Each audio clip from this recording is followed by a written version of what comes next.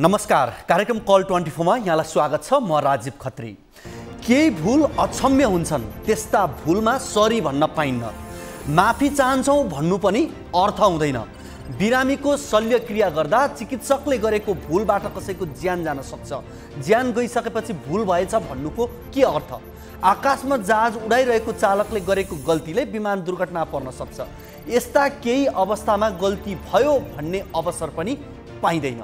बिरामीको उपचार गर्दा गर्दै कहिलेकाहीँ मानवीय त्रुटि पनि हुन सक्छ। राम्रो गर्न खोज्दा खोज्दै हर सम्भव प्रयास गर्दा गर्दै पनि हुने क्षति माफयोग्य हुन सक्छ। तर कसैको ज्यानै जाने मामिलामा गरिएको लापरवाही माफयोग्य हुँदैन। प्रसङ्ग डडेलधुराको छ, जहाँ एक 5 वर्षीय बालिकाको मृत्यु भयो। मृतक आफन्तले लापरवाहीको दाबी गरे। छानबिन समिति पनि बन्यो, तर त्यसपछि पनि धेरै किसिमका शङ्काहरू बाँकी रहे। यो विषय आज हाम्रो कार्यक्रमको प्राथमिकतामा परेको छ।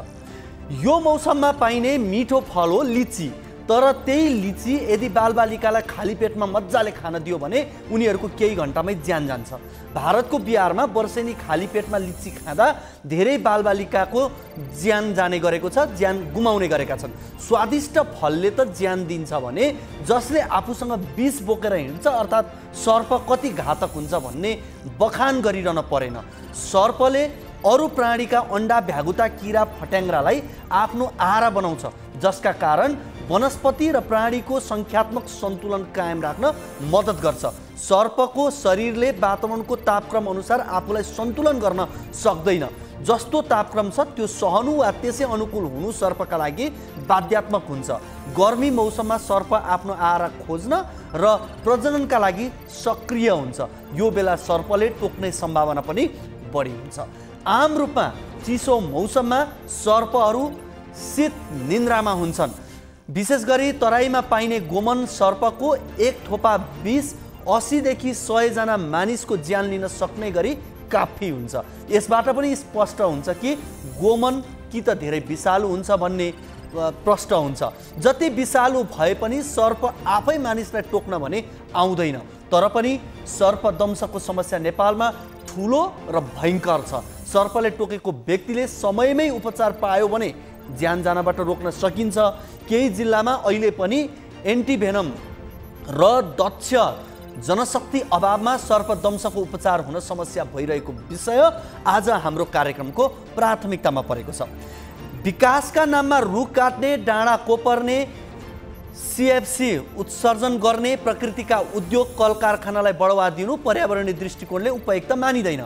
कुनै समय थियो भारतमा रेलमार्ग बनाउन नेपालमा रुख काटिन्थे, रुख काटेर विमानस्थल बनाउन पाइएन भन्ने रुवाबासी अहिले पनि प्रमुख राजनीतिक दलहरूमा छ।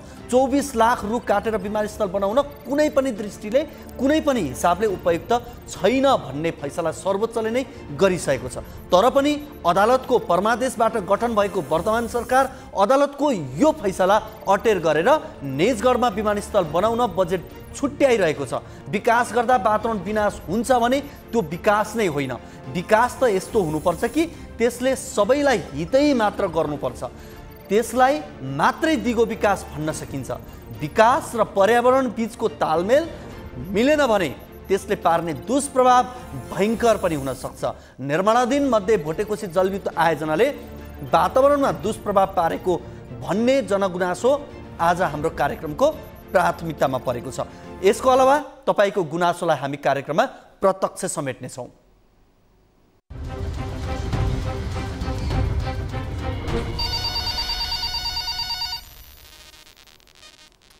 दर्शकवृन्द, तपाईको कुनै पनि समस्या, गुनासो, जिज्ञासा, अभिव्यक्तिहरू छन् भने कार्यक्रममा फोन गर्न सक्नुहुनेछ। प्रत्यक्ष रूपमा यति बेला तपाईहरुको हामी फोन कल लिन्छौँ, जसका लागि हाम्रो टोल फ्री नम्बर रहेको छ 1660 01 12 424, एनसीएल नम्बर 980157 424 र भाइबर नम्बर रहेको छ 9884 011 037 मा हामीलाई कल गर्न सक्नुहुनेछ।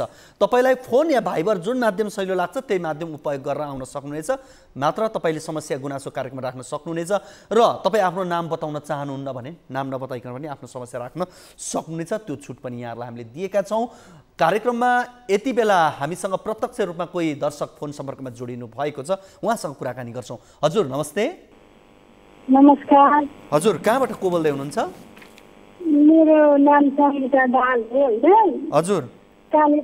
काले पहरी गाउँपालिका रमाइलो 4 मेरो घर होइन। रमाइलो भनेको मोरङ? मोरङ हजुर। हजुर। यहाँले रिता दाहाल भन्नुभयो? सङ्गीता दाहाल? सङ्गीता। हुन्छ सङ्गीताजी, तपाईँको समस्या जिज्ञासा के हो भन्नुहोस् त।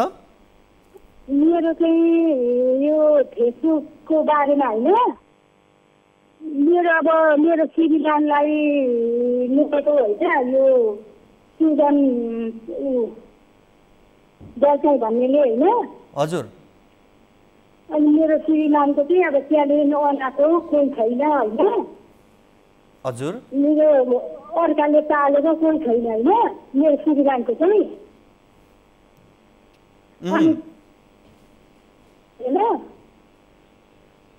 हजुर। अनि त्यहाँबाट अनि अब कस्तो नराम्रो चिज फेसबुकमा हालेको रहेछ होइन। अनि हालेपछि अनि त्यहाँबाट अनि मेरो छोरोले हजुर दाइ यो कसलाई लेख्नु भएको भनेर उसले भनेछ होइन। हजुर। सुजन भनेको चाहिँ को हो? सुजन भनेको चाहिँ को हो त? तपाईँहरूको को पर्ने हो? आफन्त छिमेकी हो मेरो। तपाईँको छिमेकी हो सुजन भन्ने चाहिँ? अनि त्यहाँबाट अब त्यसो गर्दा तेरो दाउलाई भनेर उसले खेलेछ होइन। खेल्दाखेरि उसले अनि रिसिँदैछ, उसले पनि अब हानेछ, एक हानेछ होइन। अनि अलिकति यहाँ टाउकोमा अब अलिकति चोट लागेको छ, उसले अलिकति खुसिँदैछ होइन। हजुर। अनि त्यस्तो भएपछि अनि त्यहाँबाट अब अनि यहाँ हामीलाई थाहा भएपछि अब मेरो श्रीमान जानुभयो उसको घरमा। अनि यहाँ अब त्यो कुन ठाउँमा दबाई गरेको त्यहाँ पनि के भएछ त, मेरो छोरो गल्ती गरिहाल्यो भनेर यहाँ घरमा नि अब मैले के गर्नुपर्छ म गर्छु अब के अन्त मेरो छोरो चाहिँ गल्ती हो भनेर भन्नुभयो होइन। हजुर। अनि एक दुईजना मान्छे पनि लिएर जानुभयो। त्यसो भनेपछि उसले अब म कानुन रूपमा जान्छु, अब म कानुनले दिएको छ त्यही गर्छु भन्नु भनेर पछिल्लो हाल्यो उसले। हजुर। यहाँ पनि हालेको दाइ यहाँ हुन्छ कि भनेर चौकीमा जान्छ। यहाँ अब केही म यतिचोटि म जान्छु यहाँ भनेर पछि चौकीमा उहाँ पछिमा गएर उसले हाल्यो। अनि हालेपछि अब त्यो हालेछ। अब हामीलाई थाहा भएन, हामीलाई न पत्र आयो न केही भयो, मुद्दै हालेछ होइन। हजुर। हामीलाई केही थाहा छैन। अब उता अनि एक दिन अनि त्यहाँबाट दुधमा जानुभयो होइन। तपाईँहरूलाई चाहिँ उल्टै उजुरी हालेको भन्नुभएको यहाँले? हजुर। हजुर। अनि उसले फेरि फेसबुकमा अर्को पनि हालेको, फेरि कुटपिट भएको। हजुर। एउटा रोशन दाल भन्ने मान्छेले एउटा मान्छेलाई त मारेको छ, अरूलाई पनि मारेर गर्न सक्छ, यसलाई काहीँ देख्नुभयो भने उता गर्नु भनेर फेरि हालेछ अर्को फेसबुकमा फेरि अर्को दिन। अनि त्यहाँबाट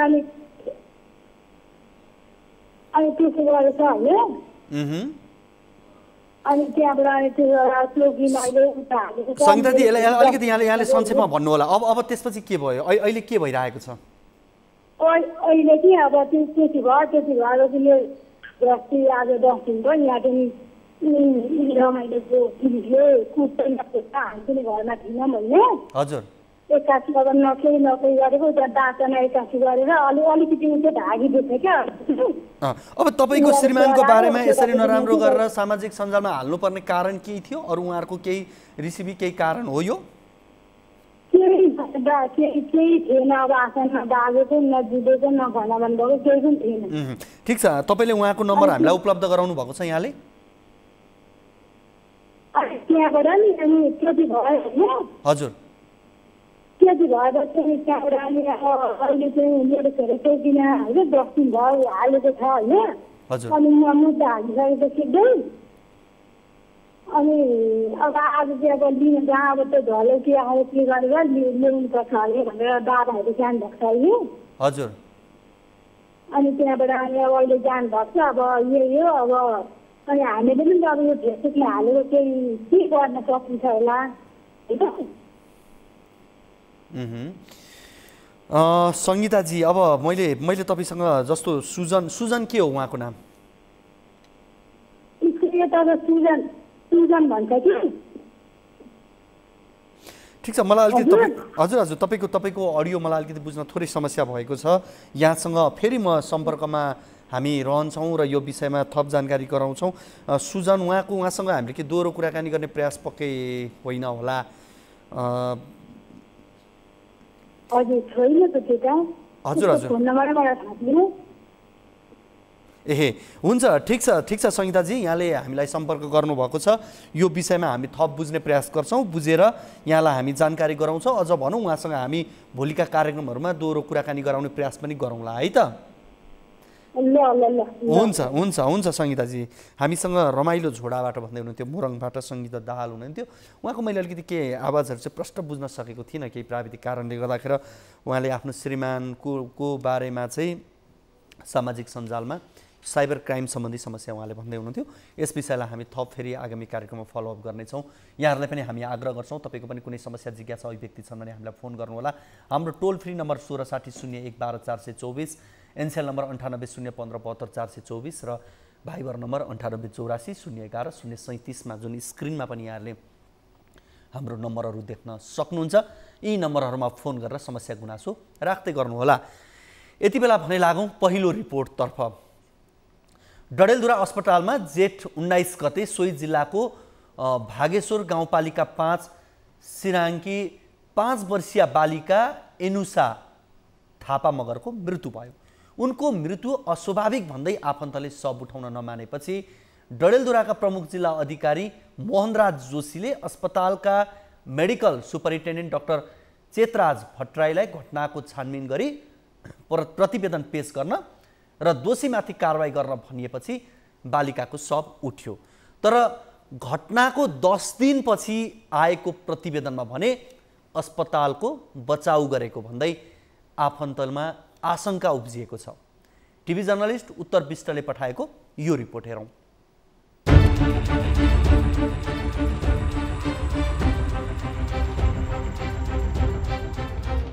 डडेलधुरा अस्पतालमा जेठ 19 गते भागेश्वर गाउँपालिका 5 सिराटकी 5 वर्षीय बालिका यनुसा थापा मगरको मृत्यु प्रकरणमा एकोहोरो छानबिन प्रतिवेदन सार्वजनिक गरिएको छ मृतक बालिकाका आफन्तले डाक्टरको चरम लापरवाहीले थापा मगरको मृत्यु भएको भन्दै आपत्ति जनाएपछि जिल्ला प्रशासन कार्यालय डडेलधुरामा बसेको सर्वपक्षीय बैठकले 72 घण्टाभित्र छानबिन गरी दोषीलाई कारबाही गर्न अस्पतालका निमित्त मेसु डाक्टर चेतराज भट्टलाई निर्देशन दिएको थियो तर 10 दिनपछि सार्वजनिक गरिएको प्रतिवेदनमा मेसु भट्टले एकोहोरो छानबिन प्रतिवेदन सार्वजनिक गरेपछि मृतकका आफन्त र सरोकारवालाले आपत्ति जनाएका छन् आउँदाखेरि उहाँको सुगर पनि कम थियो छातीमा निमोनिया पनि थियो र सिजर पनि आएको रहेछ उहाँलाई अनि त्यसपछि ट्रिटमेन्ट स्टार्ट गरिएको छ ट्रिटमेन्ट स्टार्ट गरिसकेपछि पेसेन्ट अलिकति इम्प्रुभ पनि भएको रहेछ इम्प्रुभ भएको भने सिजर हराएछ सिजर हराइसकेपछि स्याचुरेसन पनि अलिकति इम्प्रुभ भएछ त्यसपछि फेरि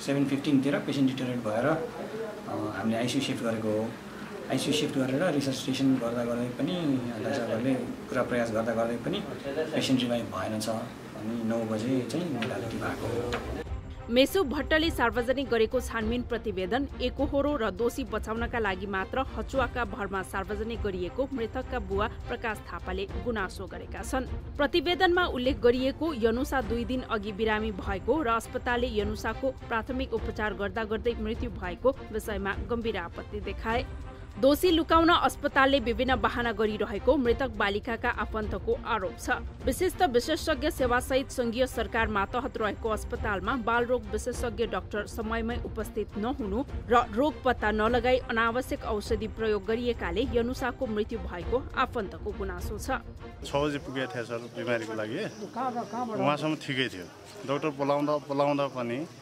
तपाईको गुनागर चटोरले पनि मेसुलाई फोन गरेछ अध्यक्षलाई 3 चोटि मैले फोन गरेछ प्रकाश जैरुलले पनि फोन गरेछ बारम्बार त्यो तेरो माठहटको कर्मचारी छैनन् भने तैले बस्ने किन उचित भनेर त्यो गर्दा पनि अहिले डेट भयो सर बच्चा 3 घण्टासम्म म त सामान्य मान्छे डाक्टर साहबले फोन गर्नु भएको छ डाक्टर साहबले पनि बोलाएँ मैले 3 घण्टासम्म पनि तिनीहरुमा आइसकेपछि बच्चाको डेट भयो संघीय सरकार मातहत रहेको सुदूरपश्चिमको एकमात्र रिफरल अस्पताल डडेलधुरा अस्पतालले सेवा दिन नसक्दा यहाँका बासिन्दाले उपचार नपाएर अकालमै ज्यान गुमाउनु परिरहेको छ भने यहाँ उपचार नपाउँदा बाहिर जानुपर्ने बाध्यता छ अब यो अस्पतालमा धेरै लापरवाही छ, प्रशासकीय लापरवाही छ। सेवा सुविधा हुँदाहुँदै पनि, सरकारको लगानी हुँदाहुँदै पनि मान्छेहरूले चाहिँ यता सुविधा एकदमै चाहिँ वञ्चित भइराख्नु परेको छ। सामान्य केस पनि यताउता गर्ने, दबाईहरू भित्र नदिने, फ्री दिएको दबाई पनि उपलब्ध नहुने, यस्तो किसिमको दुःखद अवस्था छ यो अस्पतालमा।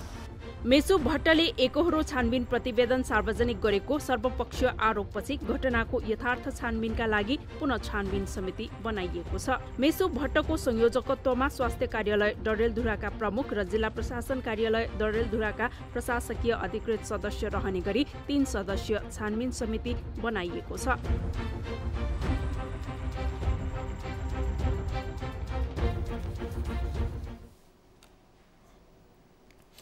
दर्शकवृन्द, यसै विषयमा कुराकानी गर्नका लागि यति बेला हामीसँग मृतक बालिकाका बुबा प्रकाश थापा हामीसँग फोन सम्पर्कमा जोडिनु भएको छ। उहाँसँग कुराकानी गर्छौँ। प्रकाशजी नमस्ते सर। हजुर नमस्कार। अब यो प्रतिवेदनप्रति यहाँहरूको अविश्वास किन रह्यो? किन रह्यो भन्दा सर, यहाँ जुन तरिकाले एघोरो रूपमा जुन हामीले गरेको त्यहाँ कुराहरू थियो, त्यो कुरा पनि सम्बोधन नभइकन एकलौटी वनमा चाहिँ उहाँहरूले त्यो प्रतिवेदन प्रस्तुत गर्नुभयो र त्यसमा जुन लगाइएका इन्जेक्सनहरू थियो त्यो कुराहरू पनि आएन। त्यहाँ जस्तै एनएस लगाइएको थियो, त्यहाँ डेस्टोज भनिएको छ।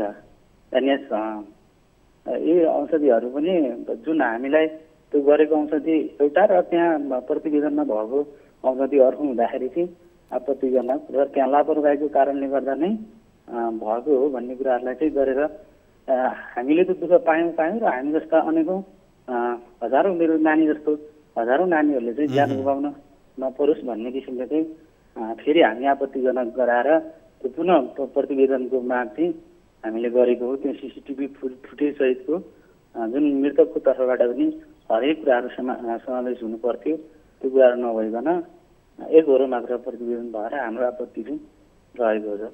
तपाईँको नानीलाई चाहिँ के भएर ल्याउनु भएको थियो अस्पतालमा चाहिँ? नानीलाई चाहिँ 18 गतेसम्म त स्कुल गएको छ सर। यहाँबाट म यहाँबाट अफिसबाट घर जाँदाखेरि ठिक छ, नर्मल थोरै बिरामी भएको छु बाबा भनिरहेको थियो। अनि त्यस पछाडि चाहिँ ल ठिकै छ, अब त्यस्तो सामान्य भएपछि दोस्रो दिन चाहिँ हस्पिटल लग्ने भन्ने क्रममा राखियो। राखे पछाडि चाहिँ त्यही साँझ 18 गते साँझ चाहिँ 12-1 बजे चाहिँ बढी हुन थाल्यो। बढी हुन थालिसके पछाडि चाहिँ मैले अब हस्पिटल लग्नुपर्छ, नानी बढी हुन लाग्यो भन्दा गर्दा अब ग्रामीण क्षेत्रतिर भएको कारणले गर्दा अब गाडीहरू अब राति ड्राइभर सब सुत्ने गाडीहरू व्यवस्था गर्दा झन्डै 3-4 बजेदेखि यहाँ गाउँबाट हिँडालियो। गरिसके पछाडि त्यति बेला केही होइन, त्यो उमेरसम्म चाहिँ मैले थाहा पाउँदासम्म चाहिँ नानीलाई केही समस्या चाहिँ नभएको, कुनै एक्कासी त्यस्तो भएर चाहिँ नर्मल उसले गर्दा गएको दिन पनि स्कुलबाट फर्किँदाखेरि नुहाएको रहेछ। अब यताउता गरेर थोरै आफ्नो मम्मीलाई चाहिँ मम्मी म अलि ज्वरो आएको जस्तो छ भन्ने कुराहरू भनिरहेको थियो अरे। गरिसके पछाडि चाहिँ म जाँदा अलि तातिएको थियो, अलि टेम्परेचर चाहिँ फिभर नै थियो, अलिक बढी नै थियो। भइसके पछाडि त्यसलाई अलि पानी पट्टीहरू लगाउँदा अलि हल्का हल्का ठिक होला कि त्यस्तै अवस्थामा चाहिँ रह्यो भने दोस्रो दिन चाहिँ लग्नु पर्ला भन्ने किसिमले मैले साँझै अब बढी हुन थाले पछाडि साँझै रिक्स गरेर मैले बिहान 4 बजी हिँडालेर त्यहाँ पाउने 6 बजी चाहिँ हस्पिटल पुगिसकेको छु। अहिले जुन प्रतिवेदन आयो उनीहरूले कारण के भनेका छन्, यहाँले के जानकारी पाउनु भएको छ? कारण चाहिँ सिजर जुन के अरे त्यो छारे रोग लगायतको निमोनिया पनि आशंका गरिन्छ भन्ने आशंका सम्भावना अर्थमा मात्रै भन्नुभयो उहाँहरूले। प्राथमिक उपचार दिँदा यस्तो भयो भन्ने कुराहरू लेख्नु भएको छ। प्रकाशजी यसो गरौँ प्रकाशजी, तपाईँ हामीसँग फोन सम्पर्कमै रहनुहोला। यति बेला हामीसँग डडेलधुरा अस्पताल विकास समितिका अध्यक्ष करुणाकर ओझा हाम्रो फोन सम्पर्कमा हुनुहुन्छ, उहाँसँग कुराकानी गर्छौँ। अध्यक्षज्यू, यहाँलाई कार्यक्रम कल 24 मा स्वागत छ। हजुर, अब यो 5 वर्षीय बालिका एनुसा थापा मगरको मृत्यु प्रकरण अब अहिले अलिकति यहाँलाई यो विषयमा जानकारी पक्कै छँदैछ। 72 घण्टामा बाहिर ल्याउनु पर्ने प्रतिवेदन 10 दिनमा बाहिर ल्याउनु भयो, किन भन्ने एउटा प्रश्न त छँदैछ। कतै यो झुटो प्रतिवेदन बनाउन समय लागेको त थिएन भनेर यतिखेर आफन्तहरूले आशंका गर्दै हुनुहुन्छ। हजुर हजुर हेलो, राम्ररी सुनिला छैन। सुन्नु भएको छैन? अहिले सुन्नु भएको छ? भन्नु न। अहिले सुन्नु भएको छ है? हजुर हजुर। मैले युनिसा थापा मगरको मृत्युको प्रसङ्ग र त्यो आफन्तहरूले उठाएको विषय यहाँसँग कुराकानी गर्दैछु।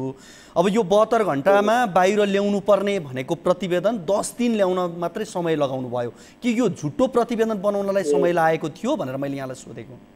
त्यो होइन, त्यो अस्तिको चाहिँ अब पनि भन्ने समयमा चाहिँ अस्ति लिएर पनि यहाँको सरोकारवाला सबैको र अब मृतक परिवारको अभिभावक समक्ष पनि हामीले अस्ति पेश गरिसकेको विषय हो। अस्ति भन्दा पनि शनिबारको दिन होइन, अब यो उसमा चाहिँ अब ल्याउनै सकेन भन्ने अब कहाँबाट तपाईँको त्यहाँ चाहिँ त्यो जानकारी आयो होइन, त्यो गरिसकेको कुरा हो। अब त्यसमा फेरि अझ उहाँलाई चाहिँ अहिले चित्तबुद्ध किसिमको चाहिँ त्यो प्रतिवेदन आएन। थप यसमा चाहिँ अहिले अझ हामीलाई चाहिँ अहिले मलाई यति चाहिँ भनिदिनुहोस् न सर, जस्तो 72 घण्टामा प्रतिवेदन बाहिर ल्याउने भनेर 10 दिन चाहिँ किन लाउनु भयो? यस्तो छ, 72 घण्टामा भन्ने किसिममा चाहिँ गरिसकेपछि तपाईँ कस्तो छ भने यहाँ सिडिओ साहबको चाहिँ संयोजकत्वमा सिडिओ साहब चाहिँ को रोहबरमा एउटा समिति गठन भएको थियो होइन। अनि त्यसमा चाहिँ मेसुले चाहिँ यहाँको कार्यालय यहाँको अस्पतालको चाहिँ प्रमुखको नेतृत्वमा चाहिँ बनाउने उहाँको एकल उसमा चाहिँ गरेको थियो त्यो दिन। अनि यहाँको चाहिँ संलग्न उपचारमा डाक्टर अनि तपाईँको यहाँको कर्मचारी सबैबाट चाहिँ बुझ्दाखेरिको उहाँले चाहिँ एउटा रिपोर्ट बनाउनु भएको थियो होइन। त्यो बनाएर मैले भने नि अघि मृतक परिवारको चाहिँ अभिभावक यहाँको सरोकारबाट सबैको अगाडि शनिबारको दिन चाहिँ त्यो प्रस्तुत गरिएको विषय हो त्यो होइन। त्यसमा अझ उहाँले हामीले अलिकति चित्तबुझ्दो आएन, एक वर्ष जस्तो आयो। यस कारण अझ थप यसमा चाहिँ के अध्ययन गरेर होइन अझ दिनु पर्यो भन्ने किसिमको उहाँको माग अनुसार फेरि चाहिँ तपाईँको हाम्रो चाहिँ अस्पतालको मेसु अनि प्रशासनको चाहिँ एउटा हाम्रो चाहिँ शाखा अधिकृत होइन, प्रशासकीय अधिकृत अनि हाम्रो यहाँको स्वास्थ्य शाखाको प्रमुखको रोहबरमा एउटा चाहिँ के अरे टिममा 3वटा सदस्यीय एउटा फेरि बनेको छ अहिले। त्यो त अहिले पछि भने फेरि अर्को यो नि सुन्नुहोस् न, जस्तो जो आरोपित उसैको नेतृत्वमा छानबिन कमिटी गठन गरे जस्तो भयो क्या, यो त चोरलाई चाबी भने जस्तो भयो। अस्पताल प्रशासन विरुद्धै उजुरी भइरहेको छ, उहाँहरूको असन्तुष्टि छ। अनि तपाईँहरू के गरिदिनुहुन्छ, 72 घण्टामा छानबिन गर्ने भनेर उहाँकै नेतृत्वमा कमिटी बनाउँछ, त्यो पनि 10 दिन लगाइदिनुहुन्छ। अनि आशंका हुँदैन तपाईँहरूले सही प्रतिवेदन ल्याउनु भनेर कसरी विश्वास गर्ने त? होइन, त्यही भएर अब उहाँकै चाहिँ उहाँको सबैको सहमतिमा तपाईँले भने जस्तै उहाँकै सहमतिमा थप 2 जना प्रशासनको चाहिँ प्रशासकीय अधिकृत अनि तपाईँको हाम्रो चाहिँ स्वास्थ्य शाखाको प्रमुखको थप गऱ्यौँ अहिले हामीले।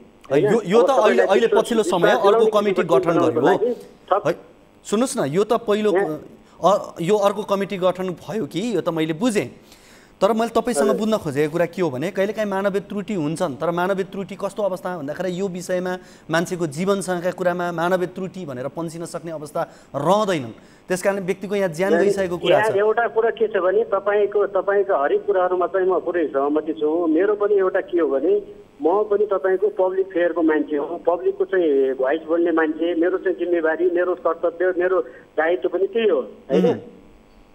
यदि तपाईँको चाहिँ जानी अब त्यहाँ 2टा किसिमले चाहिँ हामीले हेर्नुपर्ने हो। उहाँको माग के हो भने यथार्थ कुराहरू चाहिँ तपाईँले ल्याइदिनु पर्यो होइन।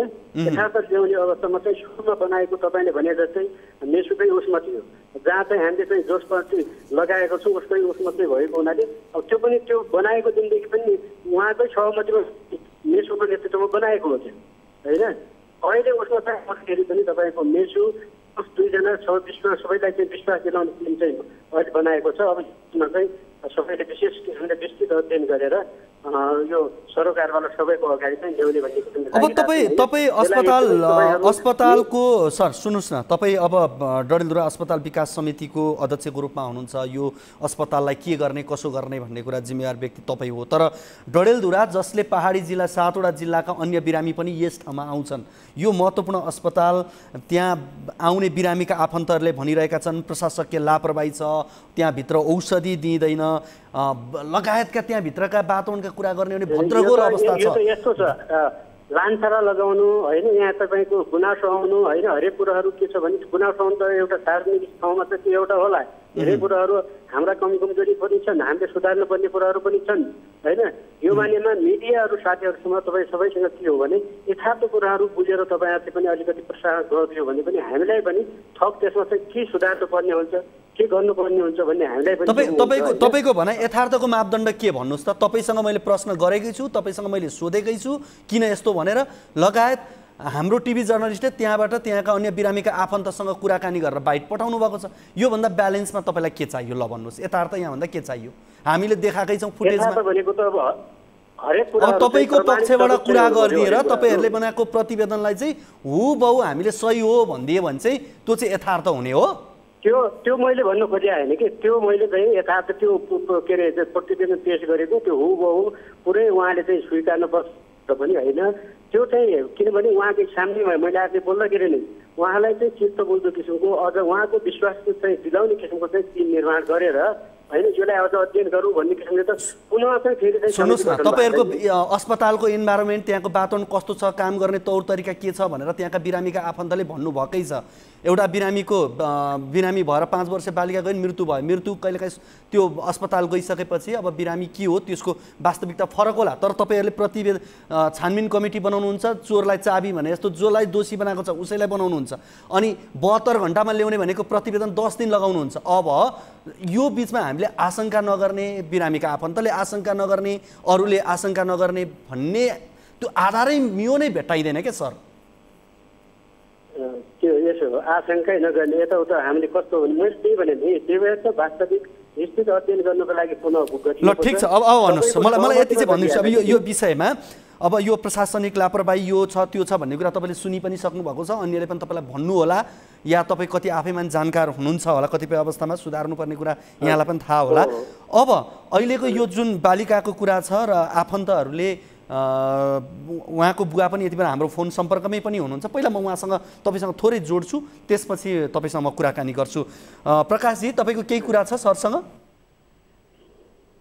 उहाँसँग के भन्ने व्यवस्थापकीय पक्षहरूलाई पनि सबल बनाउनु पर्यो। जुन उहाँको रिसर्च टिमले चाहिँ उहाँले खबर गर्दा पनि उहाँले उहाँको मातहतमा चाहिँ ती बच्चा विशेषज्ञ बाल विशेषज्ञ डाक्टरहरू बेलै पुगिदिनु भएन। बेलै हाम्रो माग के थियो भने भाइ त्यो आफ्नो तरिकाले चाहिँ त्यहाँ भएको इमर्जेन्सीमा भएको डाक्टरले आफ्नो तरिकाले उपचार गर्दा ठिकै थियो, त्यो कन्डिसनहरू ठिकै थियो। पछि जुन त्यो डाक्टरको अर्को त्यो बाल विशेषज्ञ डाक्टरको फोनबाटको ट्रिटमेन्टहरू जुन गरियो त्यो गर्दाखेरि चाहिँ समस्या भयो। त्यो गर्दा त्यो मान्छे आउनु पर्थ्यो होइन। ती कुराहरूलाई पनि उहाँहरूले चाहिँ गरे पछाडि चाहिँ चाँडो रिसिभ गर्दै पछाडि चाहिँ त्यत्रो समय 9 साढे 9 बजी उहाँहरू पुग्नु भएको छ। यी कुराहरूलाई पनि उहाँको अब व्यवस्थापकीय पक्षलाई चाहिँ अलि सबल बनाइदिएको भए त्यस्तो घटनाहरू हुन्थेन कि भन्ने कुराहरू मात्रै हो, ताकि उहाँ पनि पुग्नु भएको छ। त्यो घटनामा केही समय पछाडि चाहिँ पुग्नु भएको छ, तर उहाँले ती डाक्टरहरूलाई भन्दा पनि नआएको कारणले गर्दा चाहिँ त्यो एक किसिमको लापरवाह नै हो कि गर्दा पनि। ठिक छ, हुन्छ प्रकाशजी। करुणाकरजी के भन्नुहुन्छ अब अन्त्यमा? तपाईँले यो छानबिन अहिले पछिल्लो बनिसकेको छ, यसले राम्रोसँग काम गर्छ र त्यो प्रतिवेदन ल्याउँछ भन्नेमा यहाँ ढुक्क हुनुहुन्छ? उहाँहरू अब अझै धेरै बलियो 3 दलीय के अरे छानबिन गराउनु भएको छ। अनि सिडिओ साहबले पनि मलाई चित्त बुझेन भने मेरो मातहतको प्रशासकीय प्रमुखलाई राखेको छु, त्यो हिसाबले गरेन भने म एक्सेप्ट गर्दैन भन्ने किसिमको कुराहरू गरिसके पछाडि चाहिँ मलाई ठिक छ भन्ने कुराहरू अझै अब विश्वासै गर्दैन भन्ने चाहिँ होइन। अब के आउँछ भन्ने कुराहरूमा चाहिँ फेरि वेटिङमा छौँ। हस्, यहाँहरू दुवैजनालाई धेरै धेरै धन्यवाद यो कुराकानीका लागि। हामीसँग हुनुहुन्थ्यो, हामीले डडेलधुरा अस्पतालमा जेठ 19 गते सोही जिल्लाको यो भागेश्वर गाउँपालिका 5 सिराटकी 5 वर्षीय बालिका एनुसा थापा मगरको मृत्यु र मृत्यु पछाडि उब्जिएका विभिन्न आशंका, छानबिन कमिटी गठन भयो। छानबिन कमिटीले 72 घण्टामा प्रतिवेदन ल्याउने भनेकोमा 10 दिन लगायो। 10 दिन ल्याइसकेपछि परिवारले त्यसलाई स्वीकारेन। फेरि जसलाई दोषी बनाएको छ उसैलाई कमिटीमा राखेर उसैको नेतृत्वमा छानबिन गरिएको छ। यी समग्र विषयलाई लिएर हामीले कुराकानी गऱ्यौँ मृतक बालिकाका बुवा प्रकाश थापा, त्यसै गरी डडेलधुरा अस्पताल विकास समितिका अध्यक्ष करुणाकर ओझासँग। अब कार्यक्रममा यति बेला भने लागौँ अर्को रिपोर्टतर्फ। कुनै पनि विकास परियोजना निर्माण हुँदा त्यस क्षेत्रका बासिन्दामा उत्साह हुन्छ। विकासका कामले ती क्षेत्रको मुहार फेर्ने भएकाले पनि यस्तो अवस्था आउने गरेको हो। अहिले सिन्धुपाल्चोकमा निर्माणाधीन भुटेकोसी जलविद्युतले भने स्थानीयलाई खुसी बनाउन सकेन। 102 मेगावाटको आकर्षक यस योजनाका स्थानीयहरूले विरोध नै गर्न थालेका छन्। विशेष गरी आयोजना निर्माणको क्रममा मनपरी गर्दा यस्तो अवस्था आएको हो। सिन्धुपाल्चोकबाट टिभी जर्नलिस्ट दीपक खत्रीको यो रिपोर्ट हेरौँ।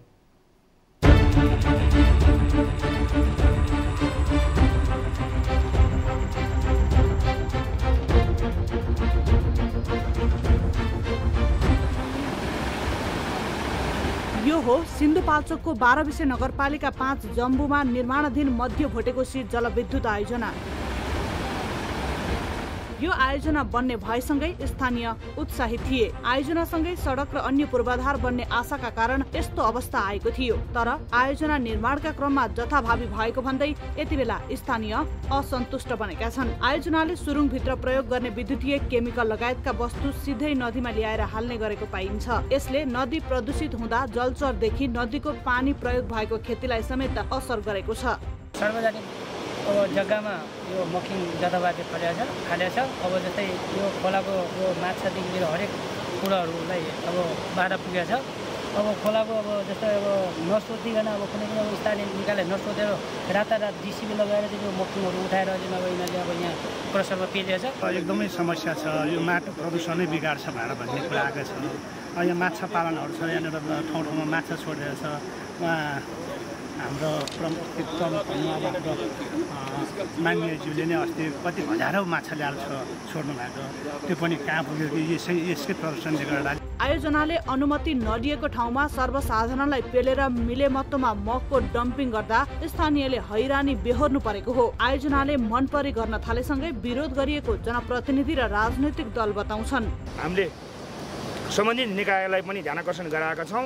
हामी स्थानीय सरकार भन्दा नि प्रहरी प्रशासन हो, उहाँहरूले यसलाई भोलिबाट नै रोक्ने भएन भने हामी नगरले हामी स्थानीय सरकारले यसलाई रोकेर चाहिँ यहाँका समस्याहरूको लागि हामी सधैँभरि यो हाइड्रो पावरसँग चाहिँ यो यहाँका स्थानीयको समस्या र यो नगरको समस्याको लागि हामी लडिरहन्छौँ। प्रमुख जिल्ला अधिकारी सुरक्षा निकाय अनि सडक विभागको चाहिँ यो जिल्ला प्रमुख, त्यसपछि अरू यो प्रोजेक्टको चेयरम्यान सिइओ सबैलाई बोलाएको। उहाँले गल्ती गरेका कारणले उहाँहरू आइरहनु भएको छैन।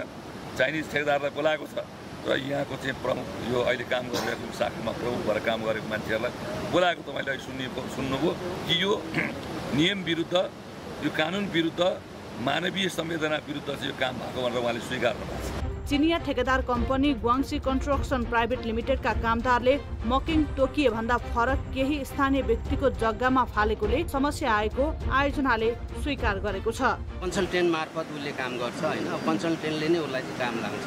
यसमा चाहिँ हामी आयोजनाको उसमा चाहिँ हामीले नै हो ठेकेदारलाई कारवाही गर्न सक्छौँ। उसलाई कारवाही गर्ने भन्ने कुरो चाहिँ अब हामीले भन्दा नि अब कन्सल्टेन्टले उसलाई चिठी लिएर ल यस्तो यस्तो तैँले गर्नु भनेर कन्सल्टेन्ट राखेर कन्सल्टेन्टले गर्छ। आयोजनाले मग डम्पिङका लागि चाकु, जम्बू, चिप्लिङ डाँडा, बोर्डरल्यान्ड क्षेत्रमा मन्त्री परिषदबाट स्वीकृत गरी सञ्चालनमा ल्याइएको छ। EIA प्रतिवेदन अनुसार डम्पिङ क्षेत्रमा पर्खाल लगाएर मग अरू ठाउँमा नचुहिने गरी व्यवस्थापन गर्नुपर्छ। तर आयोजनाले नदीको धार नै परिवर्तन गर्ने गरी मग राख्ने गरेको छ। तर प्रशासनले यी घटनालाई टुलु हेर्ने मात्र गरेको छ। आयोजनालाई कारबाही गर्न सकेको छैन।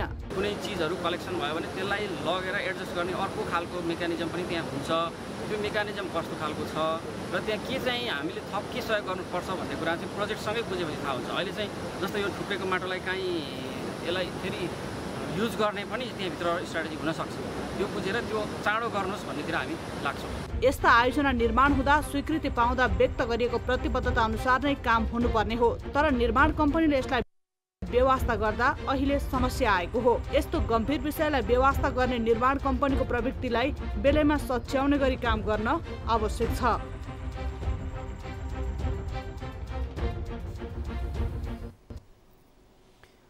दर्शकवृन्द, यसै विषयमा कुराकानी गर्नका लागि यति बेला हामीसँग स्थानीय सन्दीप बस्नेत हाम्रो फोन सम्पर्कमा जोडिनु भएको छ। उहाँसँग हामी कुराकानी गर्छौँ। सन्दीपजी, यहाँलाई कार्यक्रम कल 24 मा स्वागत छ। अब कुनै पनि विकास परियोजना निर्माण हुँदा त्यस क्षेत्रका बासिन्दामा उत्साह हुन्छ, तर तपाईँहरू चाहिँ आक्रोशित हुनुभएको छ, तपाईँहरू चिन्तित हुनुभएको छ। यो कारण के हो भनिदिनुहोस् न एकपटक, किन यो अवस्था बन्यो?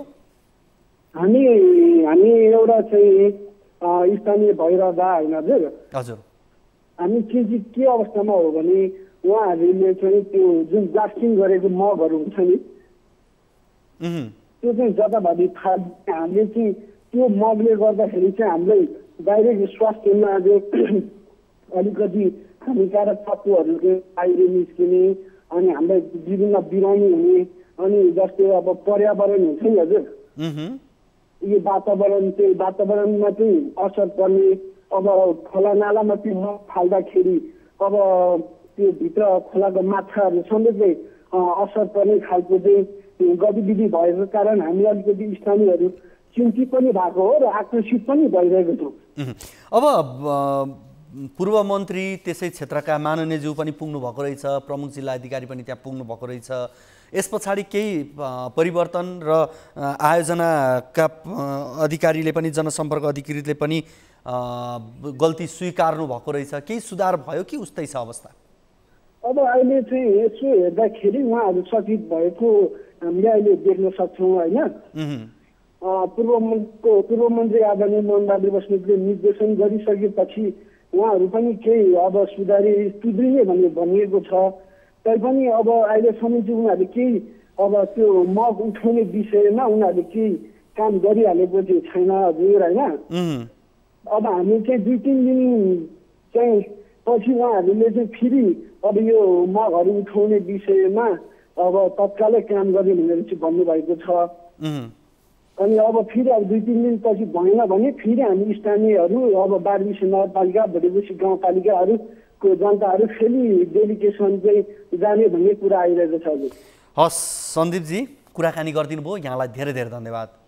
हस् धन्यवाद। मलाई पनि केही कुरा दिनुभयो यसमा न्युज 24 टेलिभिजन सम्पूर्ण टिमलाई धेरै धेरै धन्यवाद। हामीसँग सन्दीप बस्नेत हुनुहुन्थ्यो, स्थानीय हुनुहुन्थ्यो र उहाँले विशेष गरी विकास निर्माणका कामहरू हुँदै गर्दा भुटेकोसी जलविद्युत आयोजनाको काम हुँदै गर्दा त्यहाँ विभिन्न किसिमका केमिकलहरू त्यत्तिकै राखिदिनाले पानी प्रदूषण भएका त्यहाँका जलचर अन्य प्राणीहरू वनस्पतिहरूमा समस्या भइरहेको उहाँले भनिरहनु भएको थियो र त्यसमा पनि यो मगको डम्पिङ गर्दा स्थानीयले हैरानी बिहोर्नु परेको र आयोजनाले मनपरी गर्न थालेको भनेर स्थानीयले विरोध गरिरहेका छन्। यसै प्रसङ्गमा रहेर हामीले उहाँसँग कुराकानी गऱ्यौँ र तपाईँ यति बेला कार्यक्रम कल 24 मा हुनुहुन्छ र कार्यक्रम कल 24 मा हामी तपाईहरूकै समस्या गुनासो जिज्ञासा अभिव्यक्तिमाथि केन्द्रित रहेर कुराकानी गरिरहेका छौँ र तपाईँले राख्नुभएको समस्याको समाधान जिज्ञासाको जवाब हामी कार्यक्रममा खोज्ने प्रयास गर्छौँ। यो कार्यक्रममा हामी ठुला राजनीतिक विषयवस्तुका विषयमा कुराकानी गर्दैनौँ, आम नागरिकका समस्या जिज्ञासामाथि केन्द्रित रहेर कुराकानी गर्ने गर्छौँ र तपाईहरूले नै हामीलाई जानकारी गराउनु भएअनुसार तपाईहरूले हामीलाई फोन गरेर कुनै पनि समस्या जिज्ञासा राख्नुहुन्छ, त्यसकै आधारमा हामीले तत्काल जवाब खोज्ने प्रयास गर्छौँ। कतिपय अवस्थामा हाम्रा टिभी जर्नलिस्टहरू मार्फत त्यसको जवाब खोज्ने प्रयास गर्छौँ। यति बेला हामीसँग सिन्धुपाल्चोकको यो भुटेकोसी जलविद्युत आयोजना निर्माणाधीन भुटेकोसी जलविद्युत आयोजना र त्यो निर्माणका क्रममा भएका लापरवाहीले स्थानीयहरूले देखाएको असन्तुष्टिको सन्दर्भमा कुराकानी गर्नका लागि यति बेला हामीसँग बाह्रविसे नगरपालिकाका मेयर बालकृष्ण बस्नेत यति बेला हाम्रो फोन सम्पर्कमा जोडिनु भएको छ, उहाँसँग कुराकानी गर्छौँ। मेयर साहब, यहाँलाई कार्यक्रम कल 24 मा स्वागत छ। ल धन्यवाद हजुर, धन्यवाद हजुर। अब तपाईँकै नगरपालिकाभित्र अब यो विकास निर्माणको काम त भइरहेका छ, विकास परियोजनाका निर्माणका कामहरू हुँदा गर्दा स्थानीयवासीमा उत्साह हुनुपर्ने हो, खुसी हुनुपर्ने हो, तर स्थानीयवासी चिन्तित देखिएका छन्।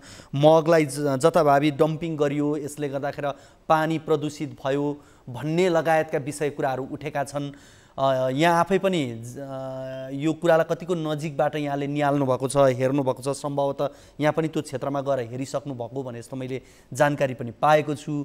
के छ सर यो मध्य भोटेकोसी अब आयोजनाले चाहिँ जुन यो ठेकदार चाहिँ यो चाइनिज वाङ्सी कम्पनीले जुन सुरुङमा चाहिँ त्यो अब ब्लास्टिङ गरेर अब केमिकल हालेर चाहिँ जुन त्यो एउटा विषादी अब चाहिँ त्यसपछि विषादी चाहिँ अब छ त्यो ड्रग्समा जुन भित्र अब सुरुङबाट निकालेको यो चाहिँ अब उहाँहरूले चाहिँ एउटा शीत क्षेत्रमा चाहिँ एउटा डम्पिङ गर्न पर्ने यो बारबिसेबाट लगभग माथि भोटेकोसी भनिसकेपछि यो तागुसम्म उहाँहरूले चाहिँ जथाभावी यो 20 ठाउँ जति चाहिँ अब डम्पिङ गरिदिनु भएको छ, त्यही पनि खोलामा लगेर हालिदिनु भएको छ।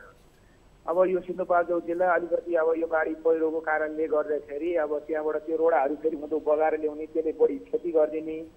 एउटा चाहिँ भोलि त्यहाँ चराचुरुङ्गीदेखि लिएर चाहिँ जीवजन्तु हरेक जनावरहरूले पनि त्यही भोलिपछिको पानी खानुपर्ने, मानिसको एउटा चाहिँ संवेदनशील मान्छेले चाहिँ अब त्यही पानी खानुपर्ने। मध्य भोटेकोसी यो जुन वाङ्सी कम्पनीको लापरवाही, त्यसमा मध्य भोटेकोसी आयोजनाको पनि लापरवाहीको कारणले गर्दा त्यहाँको जनताहरू चाहिँ एकदमै प्रभावित भएको छन्। त्यहाँको जनताहरूले चाहिँ एकदमै दुःख कष्ट भोग्नु परेको छ। जुन चाहिँ मध्य भोटेकोसीले चाहिँ दिनुपर्ने त्यो चाहिँ प्रभावित वडाहरूको लागि चाहिँ सुविधाहरू दिनुपर्ने जुन एउटा चाहिँ अब यो वाङ्सी कम्पनीले पनि दिएको छैन। एउटा लिखित सम्झौताहरू गरेको छ, मध्य भोटेकोसीले पनि अब यसको अब लापरवाही गरेको छ। हिजो जनप्रतिनिधिहरूले चाहिँ एउटा आर्थिक डिल गरेर अब आर्थिकको अब उहाँहरूले मार्केटिङ गरेर चाहिँ यो जथाभावी खालमा दिएको रहेछ हजुर। अब यो विषयमा यहाँ आफै पनि जानुभएको थियो, त्यस क्षेत्रका माननीय जो पूर्व मन्त्री हुनुहुन्छ उहाँ पनि गइसक्नु भएको छ, प्रमुख जिल्ला अधिकारी पनि पुग्नु भएको रहेछ। अहिले पछिल्लोचोटि के छ, सुधारको प्रयास भएको छ? अब यसलाई हामीले 7 दिनको अल्टिमेटम दिएका छौँ। भोटेकोसी गाउँपालिकाको अध्यक्ष पासाङ नुर्बु शेरवाज्यू पनि मसँगै हुनुहुन्छ अहिले, उहाँ पनि जानुभएको थियो। हामीले जुन अब सिडिओ साहबदेखि लिएर चाहिँ जनप्रहरीको चाहिँ अब एसपी साहब, सशस्त्रको चाहिँ अब एसपी साहब, अब हामी दुईटै स्थानीय तहको चाहिँ अब मेयर उपमेयर लगायत पूर्व सञ्चार मन्त्री मोहनबहादुर बस्नेतज्यू पनि जानुभएको थियो। त्यसको हामीले निरीक्षण गरेर हामी स्थानीय सरकारले भोटेकोसी र बारबिसले एउटा दुईटाले नै यसलाई चाहिँ 7 दिनकोमा चाहिँ तपाईँहरूले यसको व्यवस्थापन कहाँ गर्ने भनेर त्यसलाई अल्टिमेटम दिएको छौँ। 7 दिनभित्रमा चाहिँ अब यसको व्यवस्थापन गरेन भने हामी आफै जनप्रतिनिधि चाहिँ फिल्डमा निस्किएर चाहिँ यो चाहिँ त्यहाँको समस्या चाहिँ यो चाहिँ एकदमै त्यो चाहिँ विषादी त्यो ड्रग्स भएको कारणले गर्दा हामी आफै जनप्रतिनिधिहरू नै फिल्डमा उत्रिएर हामीले त्यहाँका एउटा पीडित र त्यहाँका प्रभावितहरूको लागि हामी कुनै मध्य भोटेकोसीसँग डिल हुँदैन। त्यहाँका स्थानीयको लागि केही विकास गर्नुपर्छ र यो ड्रग्सलाई व्यवस्थापन गर्नुपर्छ। यो कुनै कर्तव्य हामी बाँकी राख्दैनौँ हजुर। हस्, कुराकानीका लागि यहाँलाई धेरै धेरै धन्यवाद। ल थ्याङ्क यू। हामीसँग हुनुहुन्थ्यो बाह्रविसे नगरपालिकाका नगर प्रमुख बालकृष्ण बस्नेत, उहाँसँग हामीले कुराकानी गऱ्यौँ। विशेष गरी भोटेकोसी जलविद्युत आयोजना निर्माणका क्रममा गरिएका लापरवाहीले गरेको प्रभावको सन्दर्भमा कुराकानी गऱ्यौँ। कार्यक्रममा हामी करिब अन्तिममा छौँ। एउटा रिपोर्ट राख्छौँ, सम्भवतः यस विषयमा कति कुराकानी हुन सक्छ सक्दैन, भएन भने पनि हामी थप यहाँलाई यो रिपोर्ट मार्फत मात्रै भए पनि अहिले भइरहेको यो गर्मी बढेसँगै सर्पको बिगबिगीको सन्दर्भमा एउटा रिपोर्ट छ, यो विषयमा हामी यहाँलाई जानकारी गराउँछौँ र सम्बन्धित निकायलाई यस विषयमा सचेत गराउने प्रयास पनि हाम्रो रहन्छ। विशेष गरी गर्मी बढेसँगै तराईका जिल्लाहरूमा सर्पदंशका घटनाहरू बढ्न थालेका छन्। गर्मी समयमा सर्पलाई जमिनमुनि बस्न गाह्रो हुने हुँदा बाहिर निस्कने गर्छ। सर्प बाहिर निस्कने र मानिस भएको ठाउँमा आउने हुँदा सर्पदंशका घटना हत्तै बढेको छ। तर सर्पदंशका घटना हेर्न नवलपुरको उपचार केन्द्रमा दक्ष जनशक्ति नहुँदा उपचारको काम प्रभावित भइरहेको छ। सर्लाहीबाट टिभी जर्नलिस्ट रेतिक अधिकारीको यो रिपोर्ट हेरौँ।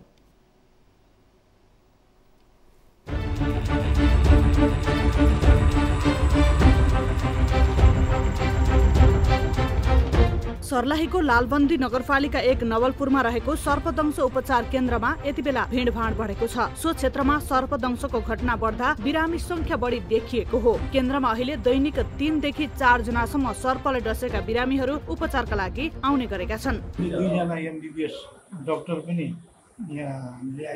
यसैको आस्थाबाट चाहिँ तलब खुवाउने गरी राखेका पनि छन् र उहाँहरूलाई गत वर्षको जेठमा धरानमा हामीले 15 दिनको तालिम पनि दिएर ल्यायौँ र ठ्याक्कै दक्ष जनशक्ति उहाँहरूले त्यो आइसियु भेन्टिलेटर चाहिँ चलाउन सक्नु भएन। दक्ष जनशक्तिको अभावले हामीले अहिले चलाउन सक्यौँ। जेठ महिनामा मात्रै 40 जना सर्पदंशका बिरामी उपचारका लागि आइसकेको केन्द्रले जनाएको छ। गत वैशाख महिनामा 64 जना बिरामीको उपचार गरिएको थियो। केन्द्रमा बिरामीको चाप बढे पनि आइसियु र भेन्टिलेटर भने लामो समयदेखि प्रयोगविहीन अवस्थामा रहँदा बिरामीहरूको उपचारमा समस्या भएको छ। हामीले अब बिस्तारै सुचारू रूपमा ल्याउँछौँ। अब हामीले बेला बेला त्यो आर्मीसँग समन्वय गरेर प्रोग्रामहरू पनि हेल्थ अवेरनेस सर्प सम्बन्धी हुन्छ त्यो प्रोग्रामहरू पनि गरिरहेछौँ। अस्ति एउटा यही स्कुलमा गरेका छौँ हैन। अब पछि पनि हाम्रो अब भनौँ न शिक्षा फैलिँदै गएपछि मान्छेले बुझ्ला सुचारू त त्यो आफै नै हुन्छ। केन्द्रमा रहेको आइसियु र भेन्टिलेटर सञ्चालन गर्न जान्ने दक्ष जनशक्ति नहुँदा थन्किएर राखिएको छ। केन्द्रमा लालबन्दी सहित हरिवन, बागमती, हरिपुर, ईश्वरपुर लगायत विभिन्न पालिकाका बिरामी उपचारका लागि आउने गरेका छन्। तर केन्द्रमा रहेको आइसियु र भेन्टिलेटर सञ्चालन गर्न जान्ने दक्ष जनशक्ति नहुँदा सफल उपचार पाउने वा नपाउने भन्नेमा बिरामीहरू अलमलमा पर्ने गरेका छन्। आइसियु भेन्टिलेटर चाहिँ यो चाहिँ हुनु आवश्यकता छ हैन। यो हामी चाहिँ भनौँ न यहाँबाट चाहिँ म त के अरे साधारण अहिले जनमानी रहन मेरो लागि त अनि यसरी चाहिँ आउँदाखेरि तपाईँको चाहिँ त्यस्तै खालको साइनस बिमारीहरू आउँदाखेरि त यहाँ आयो, यहाँ पनि आएर चाहिँ यहाँबाट चाहिँ फेरि चाहिँ यहाँबाट अरू अस्पताल पुऱ्याउँदाखेरि बिचमै बाटो मर्छ। त्यसको लागि चाहिँ यहाँ चाहिँ भनौँ हुनु चाहिँ जरुरी छ। केन्द्रमा 2 जना एमबीबीएस डाक्टर भए पनि उनीहरूमा आइसियु र भेन्टिलेटर सञ्चालन बारे ज्ञान नहुँदा प्रयोगमा ल्याउन नसकिएको केन्द्रले जनाएको छ। आइसियु र भेन्टिलेटर सञ्चालन नहुँदा विभिन्न अवस्थामा ल्याइएका बिरामीलाई उपचार गर्न समस्या हुँदै आएको छ भने धेरैले अकालमा ज्यान गुमाउनु परेको छ। यो अवस्थाको अन्त्य गर्न सम्बन्धित निकायले पर्याप्त ध्यान दिन आवश्यक छ।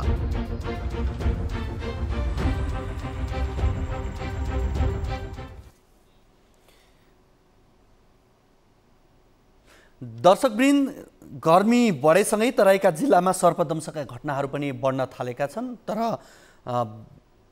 दक्ष जनशक्ति त्यसै गरी अन्य प्रविधिहरूको अभाव हुँदा यति बेला केही उपचारमा समस्या भएको छ। यो सर्लाहीको प्रसङ्ग हामीले यहाँहरू बीच राख्यौँ। यति बेला हामीसँग कुराकानी गर्नका लागि सर्पदंश उपचार केन्द्र नवलपुर सर्लाहीका प्रमुख डाक्टर हंस नारायण झा हाम्रो फोन सम्पर्कमा जोडिनु भएको छ। उहाँसँग हामी कुराकानी गर्छौँ।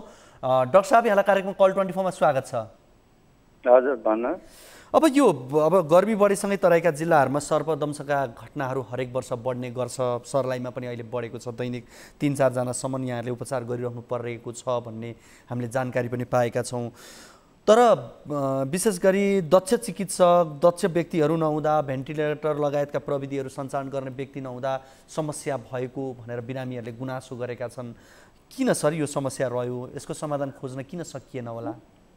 अब यस्तो हेर्नुहोस्, अब दक्ष जनशक्ति नै छैन त्यो चाहिँ भन्न मिल्दैन। किनकि अब ठाउँ अनुसार पनि तपाईँको कार्यमा चाहिँ प्रभाव पर्दो रहेछ क्या। अब हामीले त आइसियु सुचारू गर्नलाई नै अब आजभन्दा 5 वर्ष अगाडि गरेकै हौँ। त्यो भेन्टिलेटरहरू सबै सामानहरू छन् होइन। तर यस्तो हामीले अब भनौँ न यहाँको सामाजिक उसले गर्दा पनि त्यो सञ्चालनमा ल्याउन सकिरहेको छैनौँ। एकचोटि हामीले ल्यायौँ, अब यहीँको भनौँ न जनताहरूले तोडफोड गरिदियो होइन। अब हामीसँग एक त सेक्युरिटीको कमी छ। भेन्टिलेटर भनेको अब तपाईँको अन्तिम अवस्थामा राख्ने ठाउँ हो होइन।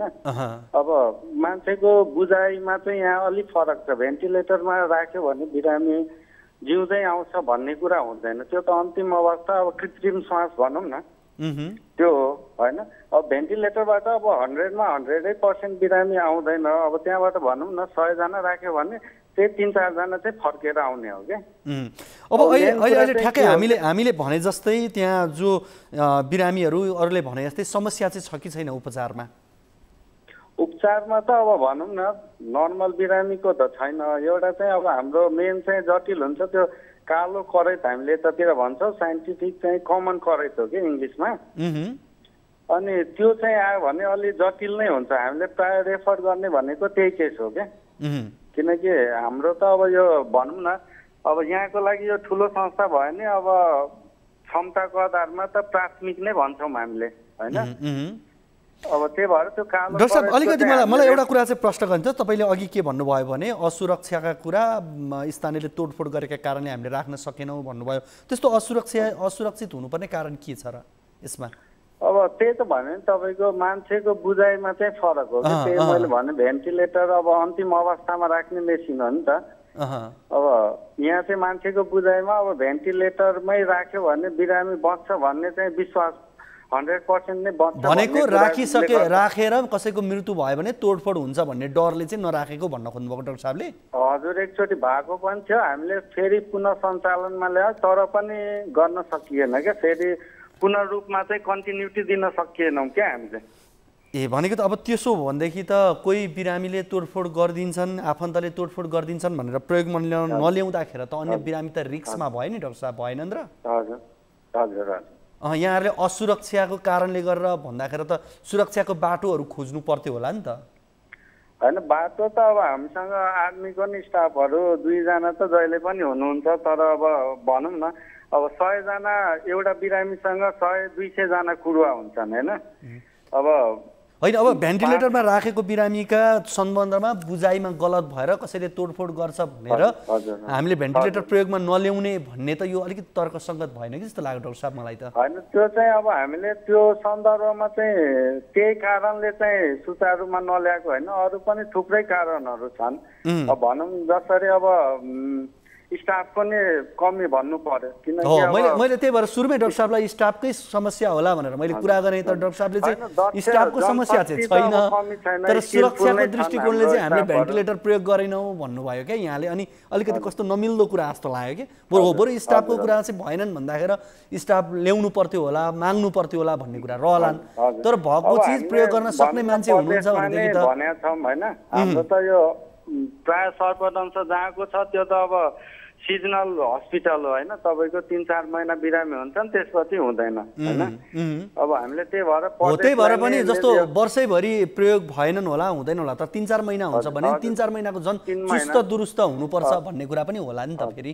हजुर हजुर होइन, हुन्छ डाक्टर साहब, अब बिरामी आफन्तहरूले कम्प्लेन गरेका छन्, डाक्टर साहबले पनि अब समस्या बुझिसक्नु भएको छ, यसलाई हटाउने निराकरण गर्नेतर्फ लाग्दिनु होला।